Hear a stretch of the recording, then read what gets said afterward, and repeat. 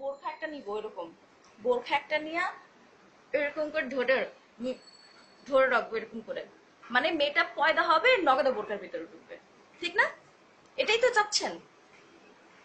বোরখা পরলে, পর্দা করলে মানে আপনার এগুলো আটকাতে পারবে না, চিন্তা ভাবনা চেঞ্জ করতে হবে, এখান থেকে চিন্তা ভাবনা চেঞ্জ করতে হবে।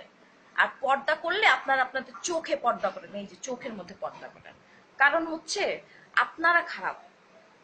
এখন যদি একটা রাস্তার মধ্যে একটা মেয়ে ন্যাংটা হয়েও হাইটা যায়, আপনারা তাকাবেন কেন? আপনাদের ধর্ম এটা বলছে আমি মুসলিম, আমি মুসলিম, আপনাদের ধর্ম বলছে? আমাদের ধর্ম বলে নাই এরকম।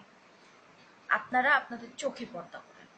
একটা মেয়ে যাবে, আপনাদের ধর্ম এটা বলে নাই, আমাদের ধর্ম এটা বলে নাই যে একটা মেয়ে হাইটা যাবে রাস্তা দিয়ে শাড়ি পরা, তার শাড়ি ধরে টানতে হবে। এখন থেকে তো আমি চিন্তা করছি, ওই যে কিছুক্ষণ আগে একটা আপুর ভিডিও দেখলাম, সেখানে ছুরি কাচি নিয়ে বলছে ছুরি কাচি রাখতে হবে। আমি ছুরি কাচি দিয়ে চলি, যখন থেকে আমি একা চলা শুরু করছি তখন থেকে আমি ছুরি কাচি নিয়ে সিরিয়াসলি আমি চলি, ট্রু। বাট দেখলাম যে ছুরি কাচি দিয়ে কিছু হবে না, সেটা হচ্ছে আমাদেরকে আমাদের সোসাইটিটাকে চেঞ্জ করতে হবে, আমাদের চিন্তা ভাবনা চেঞ্জ করতে হবে। একটা মেয়ে হয়েছে দেখে আমরা মরে গেছি, পড়ে গেছি, ছোট হয়ে গেছি, অবলা নারী? No, we are not. আমরা সব নারীরা যখন এখন রাস্তায় নামবো, আপনারা ছেলেরা একটা কেউ আমাদের দিকে তাকাইতে পারবেন না, একটা কেউ তাকাইতে পারবেন না। বিলাই নাকের আগে সুটকি লটকাইয়া যদি আইন দেওয়া হয়, এই বিড়াল সুটকির যদি মুখ লাগাবি 50টা বেদ, এরকম আইন দিলে বিলে ঠেঙ্গো মানত। আরো বিলে কব যে এমন আইন করছে হের 50টা দমন বরকার, এমন নির্বুত কেন নজর এখন ঠিক না? পাতিলার ভিতরে সুটকির একটা ডাকনা দিয়া এরপরে আইন করো, যদি মুখ লাগাবি তাহলে কিন্তু বেত লাগাইব, যেরকম ঠিক কিনা? ঠিক তেমনি ভাবে নারীগুলোকে স্নো পাউডার, আলতা আল খাতরা লাগাইয়া, উঁচা জুতা আর টাইট পিট পোশাক পরিধান করাইয়া যুবকদের নাকের ডগার আগে দিয়ে আহন যাওয়ানের ব্যবস্থা করে দিব।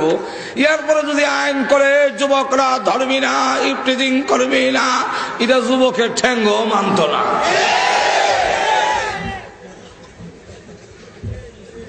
ব্যাপারটা করে দেওয়ার উদ্দেশ্য মতলব খারাপ। আর তো জোরে কর না। যদি পর্দা উঠায় দেওয়া হয় তাহলে আমাদের সমাজের বিবাহের চাহিদা থাকবে না। আর তো জোরে কর না। বিবাহের চাহিদা থাকবে না। যারা ইউরোপ নাই, বিবাহের চাহিদা নাই, ফ্রেন্ডশিপ, গার্লফ্রেন্ড বয়ফ্রেন্ড, যতদিন মনে চায় তা হয় ঘরে যাওয়া। বিবাহের ইহুদি খ্রিস্টানদের মধ্যে বিবাহের আবশ্যকতা নাই, কারণ বিবাহ করার দরকার কি?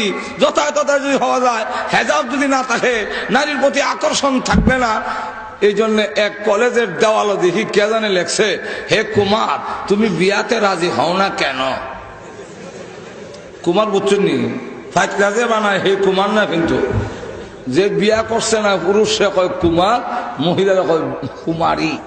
এখন হে কুমার তুমি বিয়াতে রাজি হও না কেন? কোন বাটফারে জানে আবার জবাব লিখে গেছে নিচে দিয়া। জবাবটা কি? পরের দিন আবার দেখি জবাব লেখা। জবাব কি লেখছে? সস্তায় যেখানে দুধ পাওয়া যায় গায়ে ভালে খে। ঘুমাই গেছেন কেন? অর্থটা বুঝছেন না? সস্তায় যদি দুধ পাওয়া যায়, গাভী ভালার যন্ত্রণা কান্দ করে লইতো, ইদার গোবর ভালাও, হানি খাওয়াও, ঘাস খাওয়াও, এই যন্ত্রণা লই এক ভাব কিতা। দুধ তো সস্তায় পাওয়া যায়, যেরকম ঠিক না? ঠিক তেমনি ভাবে নারী যদি যথাযথতায় পাওয়া যায়, নারী যদি যথাযথতায় পাওয়া যায়, আমাদের সমাজে চাচ্ছে এখন বিজয়ী কনসার্টের নামে এবং বিভিন্ন আনন্দ উৎসবের নামে ভারত থেকে নর্তকী এনে অর্ধল্যাংটা করে নাচ দিয়ে এদেশের যুবকদের চরিত্র এবং ইফটিজিং বন্ধ করা যাবে না। এখন লক্ষ্য করে গিয়ে দেখেন, আল্লাহু আকবার, তো যদি পর্দা না থাকে, নারী যদি যথাযথতা পাওয়া যায়, তাহলে যুবকরা নারীর বোঝা কাঁধে নেওয়ার আবশ্যকতা থাকবে না। আর তো জোরে কম। আর এরা থাকবে, এটা মানুষের চরিত্র, এটা কই লোকাম হইতো না, অটোমেটিক আইন দিল দেবো। মানুষের কিছু মজ্জাগত জিনিস আল্লাহ দিয়ে দিচ্ছেন, যেমন আপনার কপালে যদি খাদ্য নিয়ে ধরে ঘুমো থেকে দেখবেন আপ অটোমেটিক যায়। আপনি ঘুমো আর যায়, আজকে কখন লাগে না খাদ্য দেয় যেরকম ঠিক কিনা। আমি মুখের মধ্যে যদি তেঁতুল দিয়া আপনারা সরকারের সামনে কিছু জিব্বা টাক্কর দেই, অটোমেটিক আপনার মুখে তো হানি উঠব। অনেকের তো মনে হয় উঠে গেছি কি। এখন যদি কেউ হয় আমার উঠে না, তো এটার মত অর্থ দুইটা। একটা হইল হের লম্পট স্বীকার করে না, আর একটা হইল হের জিব্বার দোষ আছে, এটা চিকিৎসা করণ দরকার। ঠিক তেমনি ভাবে নারী দেখলেও পুরুষের আগ্রহ হবে, এটা আল্লাহর জন্মগত দেওয়া। সুতরাং ইদার থেকে রোধ করতে হলে মাঝখানে পার্টিশন, হেজাব, পর্দার দরকার। আর তো ধরে কন না, যাই হোক